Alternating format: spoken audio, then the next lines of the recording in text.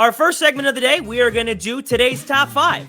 Today's top five, in case you forget, I think it's been a little bit since we did today's top five, like 2 episodes, I think. It's been like a show. It's been a little bit. Yeah. So today's top five, where Steve and I rank players, teams, maybe moments, whatever it is in sports context. We have a nice little graphic to show you and a nice little ordered list.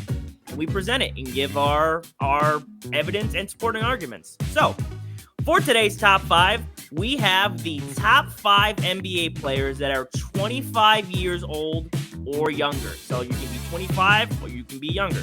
Can't be over 25. 26, you're not making the cut. You're out of here. You're out of here. Let's look at. You're out of here. 26, bro. Nah, can't make it. All right, so let's look at today's top 5. So here we have today's top 5. Our top 5 players, 25 years old and under. So number 1, I think is a pretty self-explanatory and should be universally accepted. Luka Doncic of the Dallas Mavericks. 32, 9, and 8 this season on 50% shooting. First team All-NBA. He finished top 10 in MVP voting. Already a proven playoff performer. He is a top 5 NBA player in general. We just presented that list last episode. The focal point of any offense, when you're getting compared to LeBron James and how you can run a team and run an offense and be a floor general in that aspect, you got to be doing something right. So without a shadow of a doubt, I think Luka should be number 1 in our top 5. Yeah, no, I agree. Luka is definitely the brightest young player we have in the NBA right now. Moving on to number 2, Jason Tatum from the Boston Celtics. I mean, just made an Eastern Conference Finals, was very close to making an NBA Finals. If you almost reverse swept your boys there. Listen, almost don't count though. Almost does not count.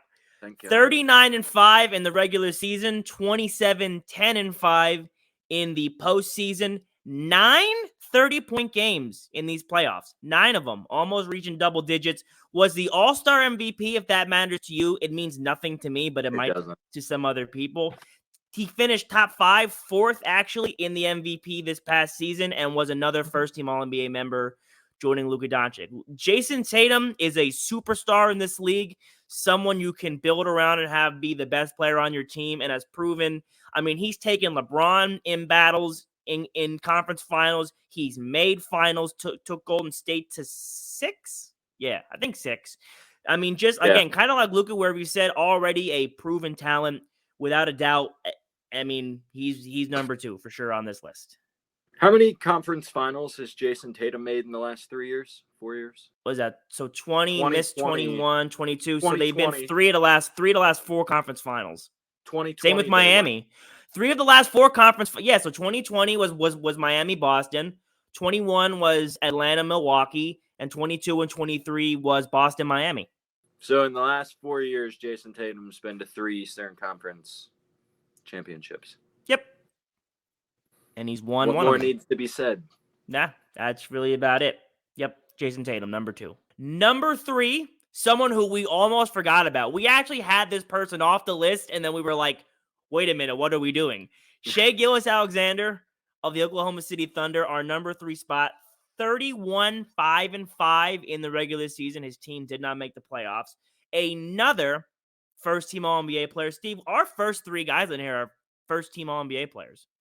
Now, should have Shai been first team?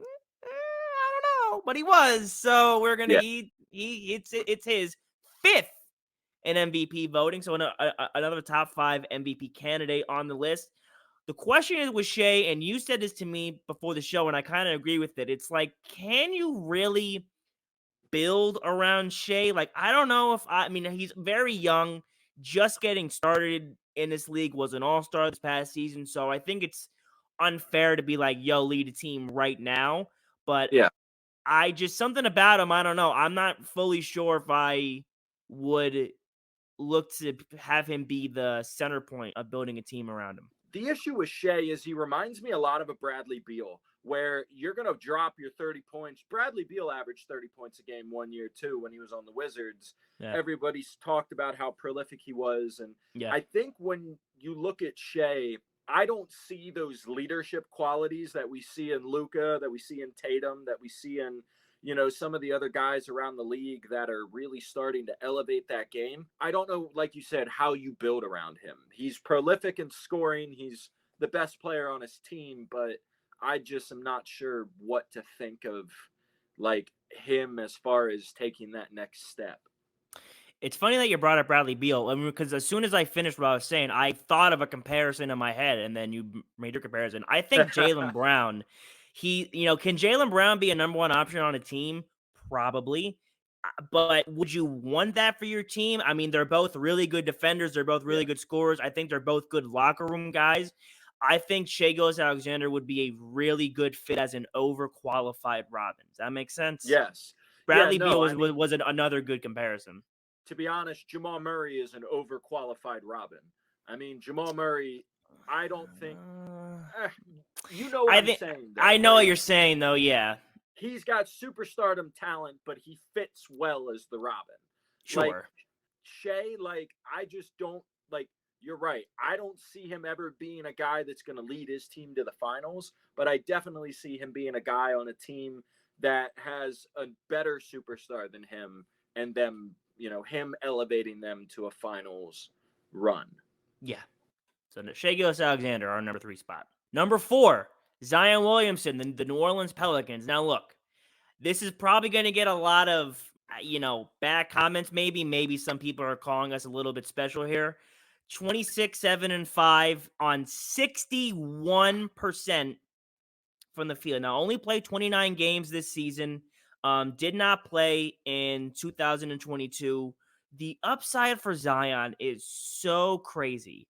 And we've gotten a glimpse already of what he can do. Now, I know we've mentioned this, I think, already in the show, but I'm going to say it again because it's just crazy. The highest points per game on the highest percentage from the field ever. 26 per game on 60% shooting. Yeah. And we've often said when you're breaking Wilt records, you're doing special things and you're a special player. He's just got to stay in the court. He's got to knock off the nonsense off the court. And he's got to stay in shape and diet. We're going to talk about that later in the show. But Zion, we all know what he can do. It's just the fact you got to go out there and actually be able to do it. Yes, the sample size we have is so small on Zion, but it's what he did during that sample size that keeps him on this list. Shams Charana, shout out to you. He just recently said that Zion Williamson, a healthy Zion, makes the Pelicans a contender in the West. The Pelicans with CJ McCollum and Brandon Ingram, they're special. And you had a healthy Zion, it only gets better. I'm gonna have a stat for you coming up that I think you'll really enjoy. So yeah, we got Zion on number 4. Number 5, Ja Morant of the Memphis Grizzlies, aka Lethal Shooter. Now look, 26, 6, and 8 in the regular season.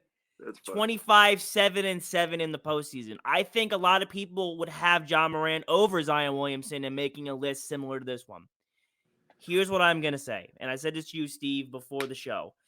If the Grizzlies do better or they play well without Ja Morant in the first 25 games of this season, it's not going to be great for him coming back. His job security will be in question. And we already know that the Grizzlies can play well without him. So then I think all of these guys above Ja on this list, if you take them away from their team, they immediately crumble. And they're not the same. And now you just said, well, Zion, how do we know that? He's been out for, he doesn't play. They were 36 and 46 in 2022 when he did not play. This past season, when even he did play 29 games, they were 42 and 40. They're in the Lakers series that the Grizzlies lost in 5. Here are the 5 totals that Ja Morant has that shows his inconsistency. Game 1, he didn't play. He had 45 in game 2. He had 19 in game 3, 31 in game 4, and 10 in game 5. Sounds like James Harden. What is that? What is that?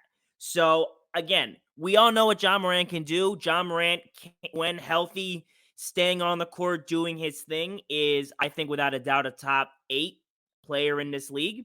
I firmly believe that there is a solid argument where Desmond Bane could end up taking that next step and being the best player on this Grizzlies team. I mean, without Ja Morant, I forget what we said they were, but it was well over 500. Well over 500.